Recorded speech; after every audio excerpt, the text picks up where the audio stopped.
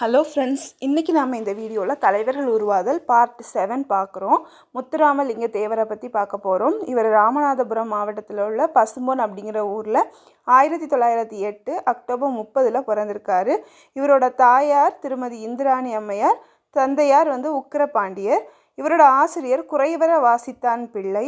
தேசியம் காத்த செம்மல் அப்படின்னு சொல்லிட்டு இவரை திருவிக்கா பாராட்டுறாரு. சுத்த தியாகின்னு சொல்லி தந்தை பெரியார் இவரை பாராட்டுகிறார். இவருக்கு வழங்கப்படக்கூடிய பட்ட பெயர்களான வேதாந்த பாஸ்கர், பிரணவகேசரி, சன்மார்க்க சண்டமாருதம், இந்து புத்து சமய மேதை அப்படின்லாம் இவருக்கு வேறு பெயர்கள் இருக்குது. இவரோட அரசியல் குரு நேதாஜி சுபாஷ் சந்திர போஸ். நேதாஜி சுபாஷ் சந்திர போஸ் தொடங்கிய ஃபார்வர்ட் பிளாக் கட்சியை தமிழகத்தில் கொண்டு வந்தவர் யாருன்னா முத்துராமலிங்க தேவர்.